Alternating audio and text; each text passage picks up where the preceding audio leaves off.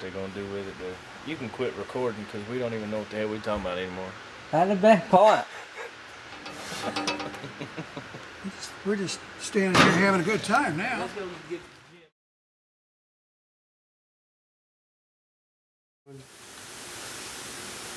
What's up, y'all?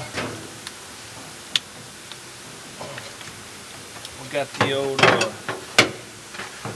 49, I believe is what this is, 49 Chevy in here.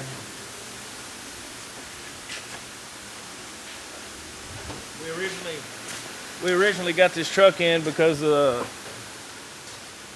shifter box was real wore out and sloppy, but we got it replaced. Got it shifting gears real nice. The shifter's real tight now. But so this truck is a giant mess of wires. So come here and check out the underneath the dash. So we got wires everywhere. So when we put the box in,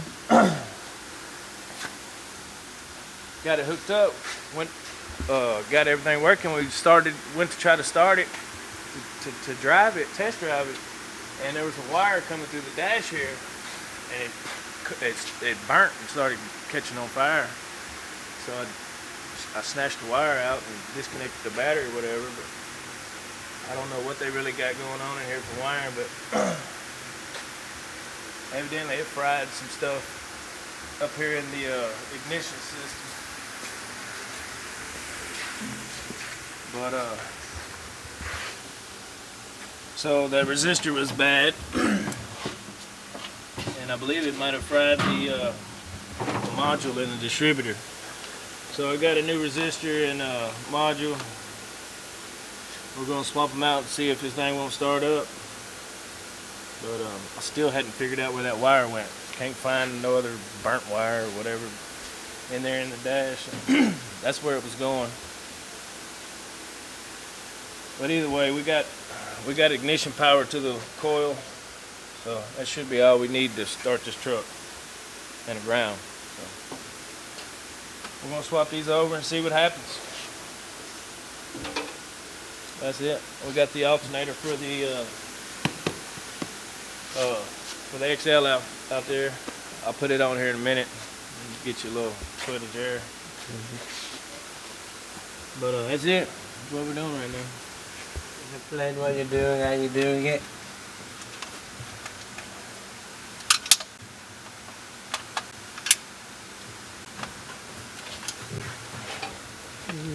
Running out of power or something? What's going on with this thing? Yeah, battery's going dead. Alright, so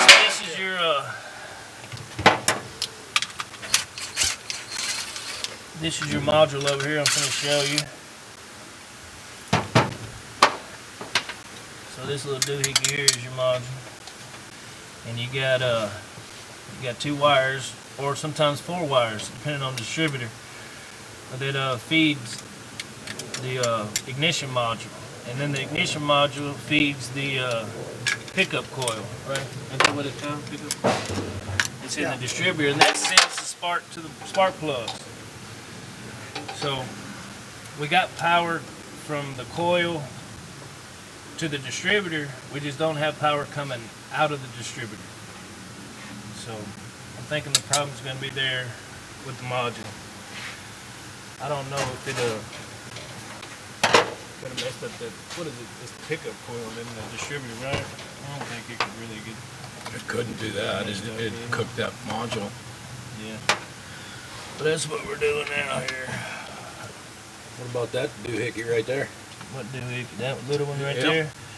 I'm going to check it when I get it off here. He's got his meter with him now. Okay. Peter meter? It's Peter meter. Is that the old module? Or new? Yeah, that's the old. Oh, okay. Yeah, I'm swapping it out now.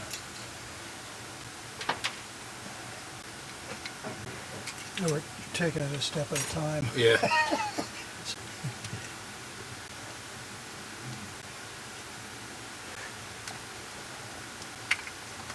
So make sure you disconnect your battery before you go in here fishing around. Yeah, only having to disconnect one is good. There's your module. And I was worried about a ground earlier coming from the module because I looked up a wiring diagram for this, and it has its own ground. As you can see, it goes through, and then when you bolt it down to the distributor, it grounds itself, and of course the distributor is bolted down to the block, so it's grounded through the block pretty much. So that wasn't the problem. But it's got dielectric grid.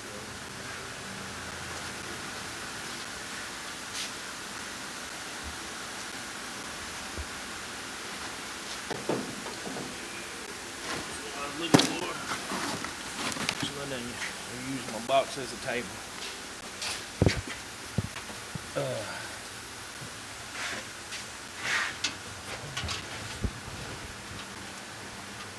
You want volts or ohms to check that? Ohms, but I got it disconnected from any other grounded surface.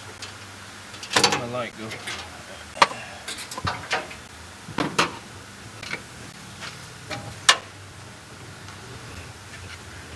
Hammer. An old trick. If you got a screw that's stuck and starting to round off, just tap it with the hammer. Loosen them threads up, and it'll unscrew for you. Sometimes.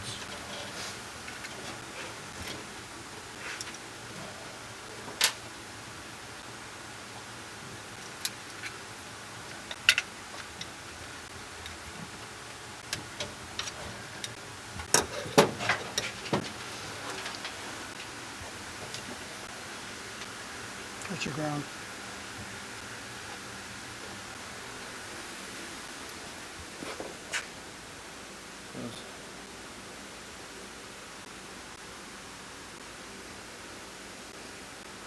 I don't think that's good.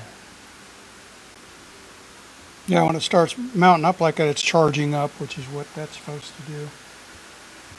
Well, it starts out at I'll bet if you were to short it no, to it's itself. okay. There it is. Well, it was starting out at first above 4, but it should be reading 1.4, 1.2 to 1.4 ohms. So it's 1.8.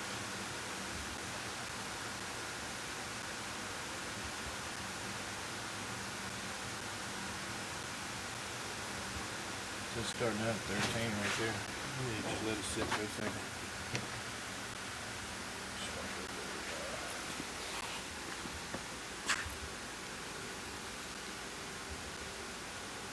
1.4. That's good. All right, so we got the new one in. So these little resistors here are supposed to ohm out at 1.2 or to 1.4 ohms. But so this one's good. This one was definitely bad when I checked it earlier, but we'll see what happens. So if you look at your cap here, or your button here, there's a notch on one side and not on the other. So your notch is going to go on that tab right there. See that notch right there? Mm-hmm. So it won't only go one way. Don't worry.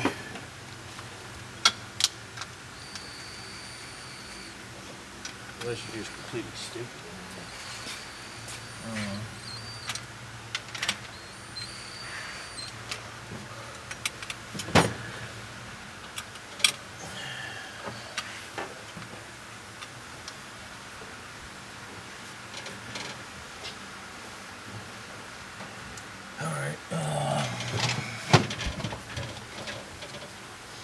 Look on your cap, there's a notch right there. I mean, there's a tab here and a notch here. You gotta line those puppies up.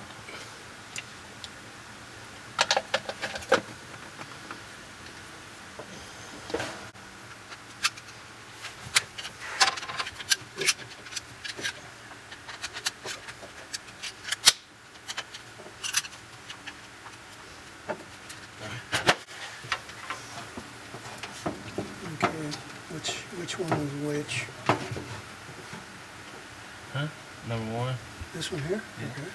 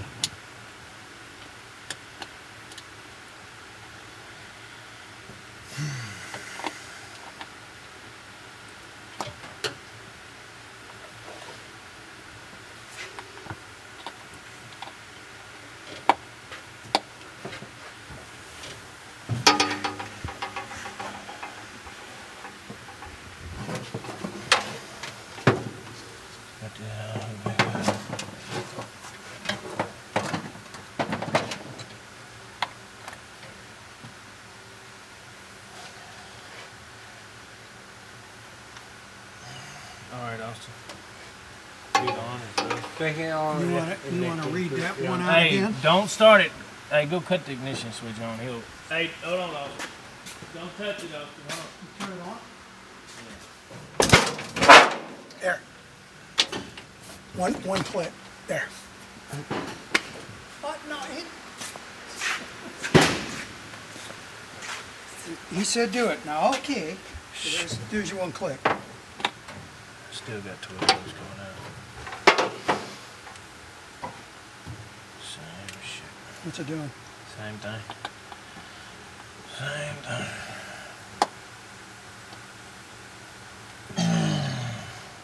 Well, you want to read your voltage up again real quick? Go ahead. What do you got? Are you gonna read it with your meter? Yeah. I got 12 coming out with this, but I want to see what it's got when we crank it. See if it drops down to 6.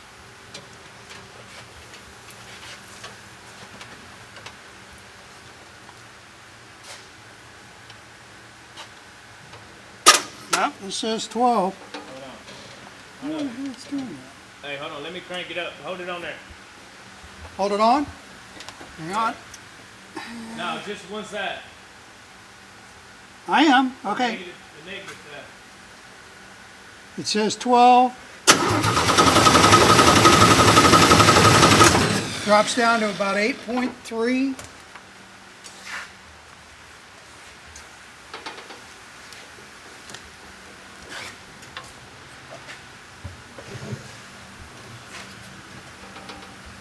All right. Crank it over again. See if we even got it coming out of the distributor. Crank it. Click it.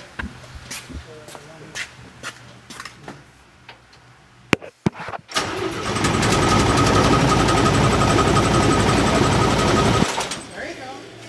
Well, you know you can spark that off. All right, so now we need some brake cleaning and some starter fluid. She's finna fire. Can we pump it anywhere? Go ahead and try it, but we're probably Done. it's been sitting for so long. I bet you that bowl's dry.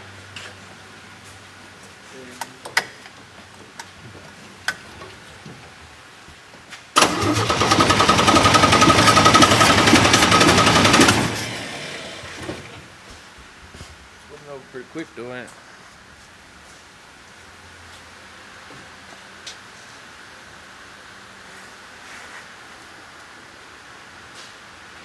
I smell it,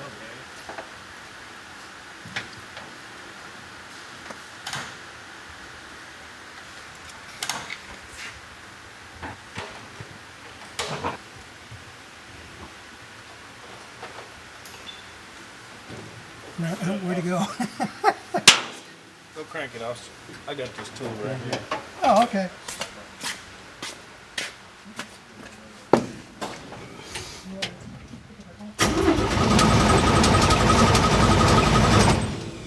Go ahead.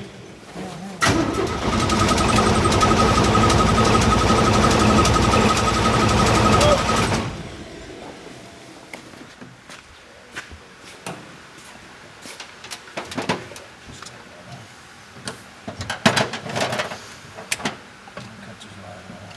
It's hard to see this one. This is dark. Go ahead and crank it off.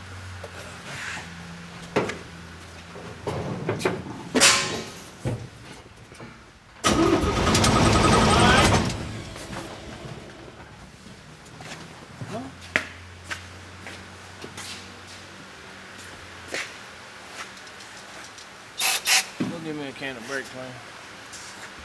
There's some right there in that green can. Look like you got no lid on.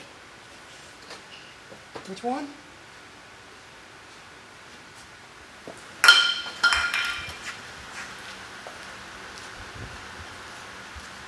Tell them to crank. Go ahead and crank it up.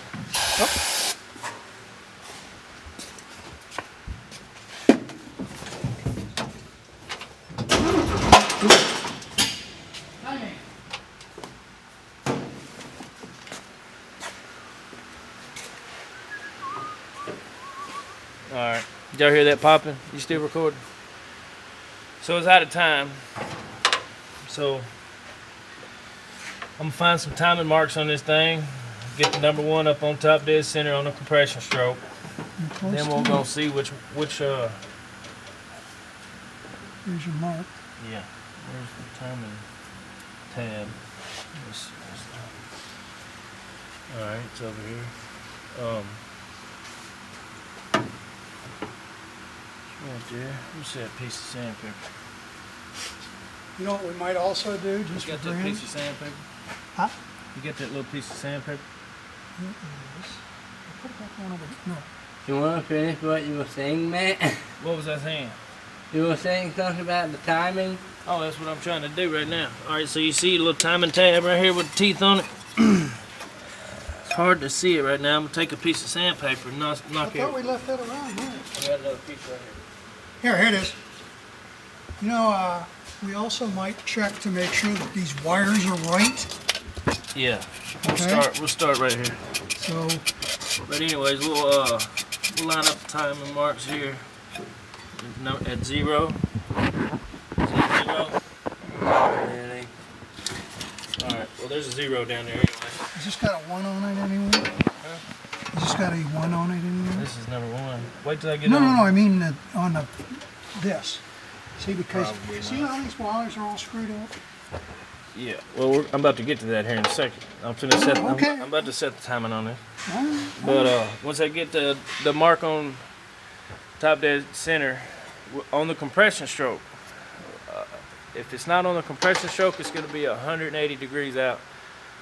But like I showed you on the Dodge the other day, the straight 6 on the Dodge, we had the valve cover up, so we were able to look at the valves opening and closing, so we could see the compression stroke happen. And then we pulled the timing mark back around to 0. Well, on this one, what we'll probably do is pull the plug out, stick a finger down in there, and when we start feeling compression, when I turn the motor over by hand, we'll know that it's on the compression stroke. And we'll set it on 0, and then I'll pull this cap off and see which way it's pointing. And then we'll figure out the firing order on this motor, which I don't know. Could you look that up for me, the firing order on these motors? You know it by heart? But I can. Okay. No. But that's where we're gonna start. They're getting fire now. Can't show these in the videos anymore. Can't show this in the video anymore. And you can't. show it to the video. All right, give me I'll look it up. All right. It might be written on the intake or something. Oh, I'm feeling bad. I'm feeling that. It's clockwise front to back. 1, 2, 3, 4, 5, 6. 153624. Yes. Yep. I found it. My bad. It's 2.5, 3.5, 6 and 7/8. You gotta pull this number 1 plug out so I can feel some compression. Or we could do like that other 6-cylinder and just feel depression. At least our lifters are pumped up on this. I can't get it off there. I like to say this one's going to actually run, but It's I'm about just to not run. even going to It's about to put that out there. But you got spark coming out of the dizzy now. she's I hate it when popping it. people say that. She's popping It's a it. distributor. It's not a dizzy. Yeah, we got fire. That's a Honda thing. So shout out to my stepdad for the advice on this jalopy. That's right. See, you finally got it. Maybe have me a 5/8. Got the control arm bushes from QA1, so I can do that stuff. When we get that out of the way, I want to bring that rear end unit so I can get that figured out. And what I'm going to do. All right, y'all. So we just got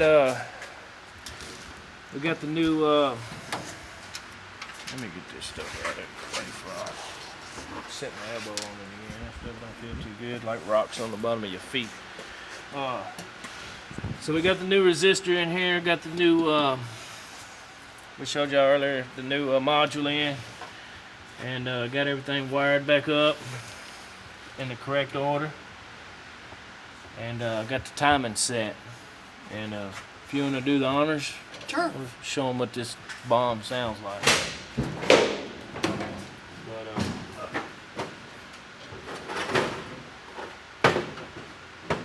Alright, what's this in? Where? money, son. Money.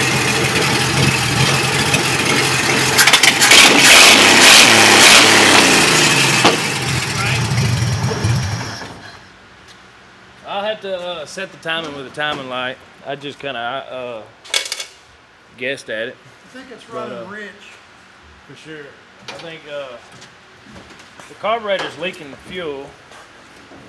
But like I said on the XL video, when we was pulling the alternator off, it's just one of those things. If you own one of these old vehicles, it's just going to be problem after problem until you get them all fixed, and then you don't have to worry no more. But that's a lot of problems. Yeah, by the time you get through all the problems, you have a whole new engine. That's it. You should have just rebuilt it in the first place. But it's all good. Some people can't afford a full restoration or resto mod or whatever, so I think that might have been why it was running fat. was it choke stuck? Yeah, well, it wasn't the choke was partially on. Was it? Yeah, it hadn't kicked off. See, there's just more issues. If we keep digging, we're gonna keep finding, you know. But it's just one of them things with these old vehicles. You walk by like this. Yeah, I know, right? But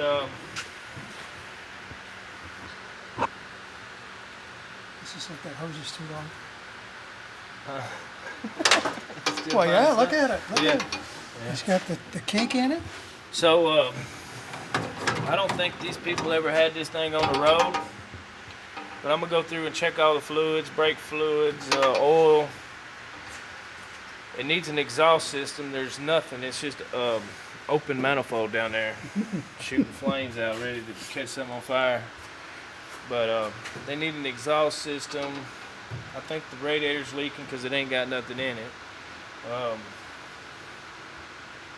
But they can drive it now if they want to. For a short period of time. Yeah, down to the local Sonic or something, back to the house. Yep, there it is. Yeah, wouldn't get too close to nobody's rear because you never know when the brakes might go out. You never know when the tire might blow out, or I don't know, a wire catch on fire. Yeah, there you go. You never know. Something just starts smoking in the dash. A lot of wires in the dash that are very questionable, and I don't. The time it would take us to go through and fix all of that, we could have just bought a harness and threw it in there real fast. But I don't think the customer can afford that, or whatever the reason may be. I think they might be wanting to. I think that one time they wanted to sell it, and then they changed their mind on selling it. So I don't know. I'll let them figure it out. But we done what they asked. Got it running. Got it shifting. But these old it's a 3-speed on the column, and so you see how much slop we got right there. Yeah. And how much slop we got right there. That's in the transmission. So this box here we had rebuilt. So it's all tight in here.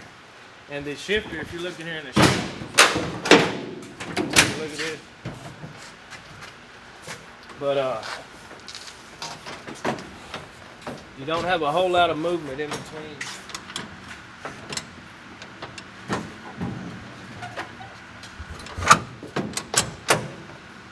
So I think that's first gear.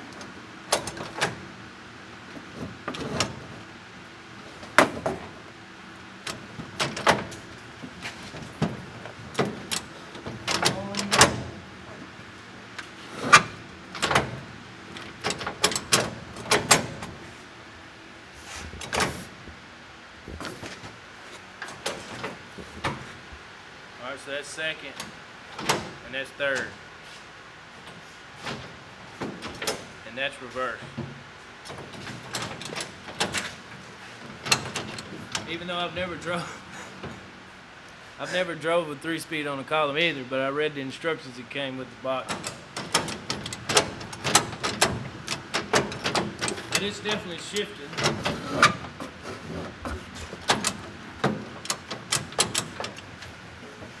move that Challenger and take her for a test drive. I want to do something about this too. Is it hitting? Well, it's kind of laying down there and vibrating on it. Is it? It's another one of those things where, Yep. yeah, I don't know. Yeah, I'll check the brake fluid and all the important stuff, and we'll take this thing for a spin. See what happens.